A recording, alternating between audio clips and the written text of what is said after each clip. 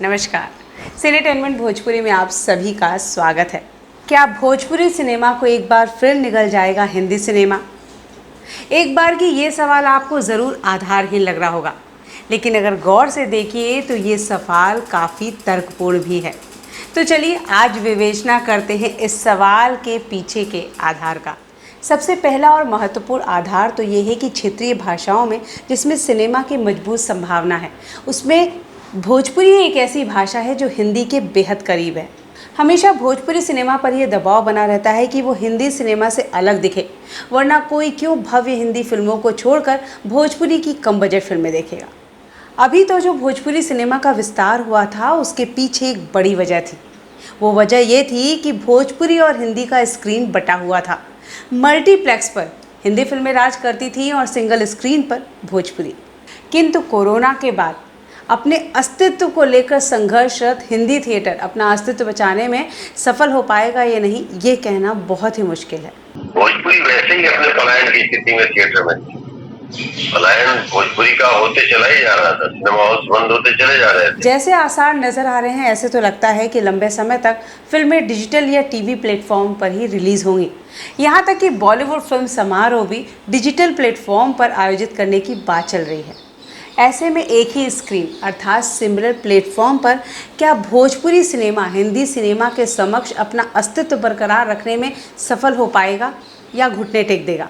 इस सवाल का तर्कपूर्ण जवाब पाने के लिए पहले इस बात पर सोचना पड़ेगा कि दर्शकों को हिंदी फिल्मों के रहते भोजपुरी सिनेमा की ज़रूरत क्यों पड़ी। आज़ादी के बाद हिंदी फिल्मों में रूमानी कहानी और उर्दू ज़ुबान का बोलबाला था। हिंदी एक पूरे हिंदुस्तान की भाषा है, लेकिन जहां इंसान अपने रीति रिवाज, अपनी संस्कृति, अपनी भाषा, अपनी जीवन शैली को ढूंढता है, तो फिर वो रीजनल फिल्मों की तरफ झुकता है, चाहे वो कोई भी क्षेत्रीय भाषा की फिल्म हो। और यही वजह थी कि जो हिंदी के दर्शक हैं, चूंकि हिंदी के दर्शक और भोजपुरी के दर्शक तकरीबन एक ही हैं, लेकिन उसके बावजूद भोजपुरी फिल्मों की तरफ लोगों ने रुख किया, उसको देखा। इसका मतलब वो कहीं न कहीं अपने आप को तलाशते थे। अधिकतर कलाकार और निर्माता निर्देशक पंजाबी और उर्दू बैकग्राउंड के हुआ करते थे। नेहरू युग में लोग उच्च आदर्शों एवं आशाओं से लबरेज थे, क्योंकि नई नई आज़ादी मिली थी। फिल्मों के कथानक भी उच्च वर्गीय रोमांस और संवाद उर्दू से भरे पड़े थे। ऐसे में हिंदी बेल्ट के लोग अपनी ज़ुबान की मिठास की कमी महसूस करने लगे और पूर्वांचल के लोग सिनेमा में काम करना हिकारत की नज़र से देखते थे। इसीलिए उधर का प्रतिनिधित्व करने वाला कोई भी कलाकार नहीं था हिंदी सिनेमा के पास, लेकिन पूर्वांचल में एक बड़ा दर्शक वर्ग मौजूद था। अगर उधर के कुछ युवा कलाकार हिंदी सिनेमा में काम भी करना चाहते थे तो उनके डिक्शन को हिंदी सिनेमा के अयोग्य करार दे दिया जाता था। ऐसे में एक बड़ा दर्शक वर्ग धीरे धीरे हिंदी सिनेमा में अपनी आइडेंटिटी तलाशने में असफल होने लगा। फिर पूर्वांचली ज़ुबान की मिठास हिंदी सिनेमा में आती कहाँ से? यहाँ तक कि इस मिठास की कमी प्रथम राष्ट्रपति बाबू राजेंद्र प्रसाद जी को भी महसूस होने लगी और फिर उनकी प्रेरणा से पहली भोजपुरी फिल्म का निर्माण हुआ जो सफल रही और इसकी सफलता ने हिंदी सिनेमा को चौंका दिया। भोजपुरी सिनेमा देखना एक पवित्र कार्य माना जाने लगा। यहाँ तक कि जिन घरों में भोजपुरी सिनेमा देखने की मनाही होती थी, वहाँ भी भोजपुरी सिनेमा देखने की सहर्ष अनुमति मिल गई। लोग बैलगाड़ियों में भर भर के भोजपुरी सिनेमा देखने जाने लगे और उसके बाद तो एक से एक भोजपुरी सिनेमा का निर्माण हुआ। इसने हिंदी के समक्ष एक चुनौती और एक विकल्प खड़ा कर दिया। तब हिंदी के फिल्मकारों को इस बात का एहसास हुआ कि उन्होंने एक बड़े दर्शक वर्ग के पसंद की उपेक्षा कर दी और फिर उन्होंने तीसरी कसम और गंगा जमुना जैसी फिल्म बनाई, जिसमें पूर्वांचल के संवाद और गीतों का भरमार था। ये दर्शक वर्ग को रिझाने के लिए किया गया और दर्शकों ने भी इसे हाथों हाथ लिया। साथ ही साथ भोजपुरी सिनेमा अलग विकसित हो रहा था और ये विभाजन हिंदी के लिए काफ़ी भारी पड़ रहा था। धीरे धीरे नेहरू युग के बीत जाने के बाद समाज में भी निराशा व्याप्त हो रही थी। बेरोजगारी और भ्रष्टाचार बढ़ रहा था, युवाओं में रोष बढ़ रहा था।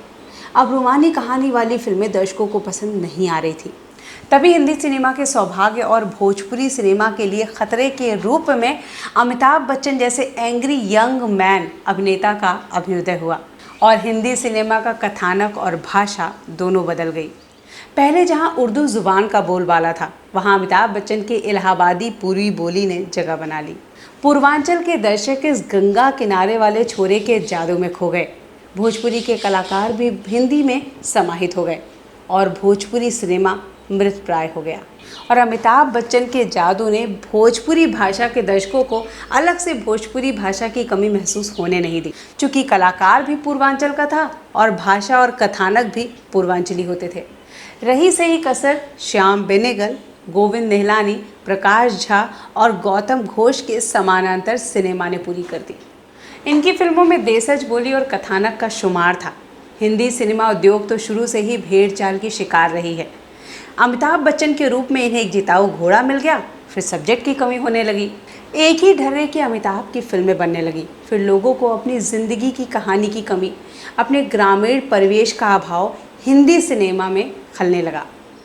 तभी भोजपुरी को गंगा किनारे मुरा गांव से गंगा किनारे वाला एक छोरा मिला, कुणाल सिंह। भोजपुरी का एक और दौर शुरू हुआ, लेकिन अमिताभ, मिथुन और जितेंद्र के सामने भोजपुरी सिनेमा को फिल्म वितरकों का समर्थन प्राप्त नहीं हुआ। हिंदी फिल्म वाले कुणाल सिंह को जितेंद्र का हमशक्ल कहकर खारिज करते रहे। फिर भी उस दौर में भोजपुरी फिल्मों को ठीक ठाक सफलता मिलती रही। जरूर लोग कहते थे, मुझे लगता नहीं कि ऐसा है, अगर है भी तो ये गलती मेरी नहीं है, ऊपर वाले की गलती है, उसने ऐसा कर दिया। लेकिन उनकी अभिनय शैली और मेरी अभिनय शैली बिल्कुल अलग है। इसी वजह से मेरी पहचान भी उनके रहने के बावजूद बन पाई। अभी यह संघर्ष जारी था, तभी टेलीविज़न का आगमन हुआ। इसने सभी सिनेमा उद्योग को टक्कर दी और इस हमले से हिंदी सिनेमा तो उभर गया, पर भोजपुरी सिनेमा उभर नहीं पाया। समय के साथ साथ भारत का असमान विकास होता रहा। भारत के अंदर एक अलग इंडिया उभर के आया, जहां इंडिया के लोग विदेश में फैलने लगे। वहीं असमान विकास की मार झेल रहे ग्रामीण भारत के लोग महानगरों में जाकर अपनी रोजी रोटी की तलाश करने लगे। हिंदी सिनेमा एब्रॉड मार्केट में अपनी जगह बनाने और टेलीविज़न की प्रतियोगिता को झेलने के लिए अपने कथानक और भाषा में एक बार फिर परिवर्तन करने लगा।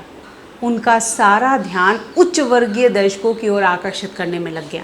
भाषा हिंदी से इंग्लिश हो गई और चूंकि एब्रॉड में पंजाबी ज़्यादा थे तो उनसे जुड़े कथानक को तरजीह मिलने लगी। और तभी गुलशन कुमार जी के नेतृत्व में सस्ती कैसेट क्रांति आई, जिसमें हर भाषा के एल्बम बनने लगे। ढेर सारे भोजपुरी के सिंगर चमकने लगे, जिसमें शारदा सिन्हा, भरत शर्मा, बलेश्वर प्रमुख नाम हैं। ये दौर लंबे समय तक चला और दर्शकों ने खूब आनंद उठाया। लेकिन अब श्रोताओं को कुछ आगे बढ़ के चाहिए था। वो अपने सिंगर्स को रूबरू देखना चाहते थे। इन्हीं सिंगर्स के बीच में मनोज तिवारी भी एक स्टार सिंगर थे। इन्होंने पूरब का बेटा नाम का एक एल्बम बनाया, जिसमें पूर्वी लड़का और फैशनेबल लड़की के बीच स्किट फिल्माया गया। इसे लोगों ने बहुत पसंद किया। इसके बाद मनोज तिवारी की ससुरा बड़ा पैसे वाला फिल्म बनी, जिसने अपार सफलता हासिल की और यहाँ से भोजपुरी सिनेमा के वर्तमान दौर की शुरुआत हुई। इसी बीच मल्टीप्लेक्स का दौर आया और स्क्रीन का बंटवारा हो गया, जिसका जिक्र हमने शुरुआत में ही किया था। लेकिन अब एक बार फिर से एक ही प्लेटफॉर्म पर प्रदर्शन करना है हिंदी और भोजपुरी सिनेमा को। फिर क्या होगा? तो क्या भोजपुरी सिनेमा एक बार फिर से हिंदी सिनेमा में समाहित हो जाएगा? मेरा जवाब पूछिए तो नहीं, इस बार ऐसा नहीं होगा। आपको बदलना तो पड़ेगा। ये चाहे कह लीजिए ये समय की मांग है और ये अब लोगों की भी मांग है। भोजपुरी में एक ताकत है, ये अपनी मौत मरता भी है और अपनी ही ताकत पे फिर खड़ा भी होता है।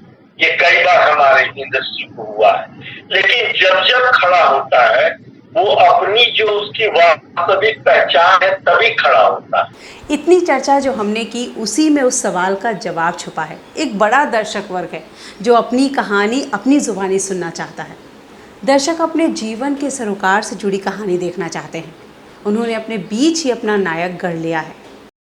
बेहतर यही है कि अब इस भूल भुलावे में न रह के अपनी आंखें खोलें और खोल के वास्तविक यथार्थता को ध्यान में रख के चुपचाप चलें। सफलता असफलता बात की बात है, लेकिन चलेंगे तो पाँव में कांटा तो नहीं लगेगा। तो वो जो सच्चाई, वो जो है भोजपुरी, जो संस्कृति है, जो रीति रिवाज है, जो हमारी पहचान है, जब वो लाया गया है फिर फिल्में चलने लगी है और हम जब भटक जाते हैं हमारी मौत हो जाती है। अगर भोजपुरी सिनेमा जगत अपने दर्शकों की पसंद पर आधारित सब्जेक्ट पर सिनेमा बनाता रहा तो इस बार हिंदी सिनेमा इसका कुछ भी नहीं बिगाड़ पाएगा। लेकिन अगर उसने हिंदी या साउथ के सिनेमा के जूते में अपना पाँव रखने का प्रयास किया तो इस बार यकीनन अपने पाँव जख्मी कर लेगा। मराठी सिनेमा से भोजपुरी सिनेमा को कम से कम सब्जेक्ट के मामले में काफ़ी कुछ सीख मिल सकती है। तो ये था आज का मुद्दा। ऐसे कई सारे मुद्दे आई एम श्योर आपके जहन में भी होंगे।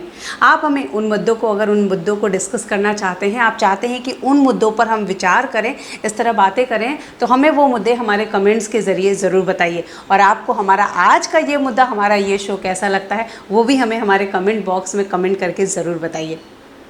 घर में रहिए, सुरक्षित रहिए। नमस्कार।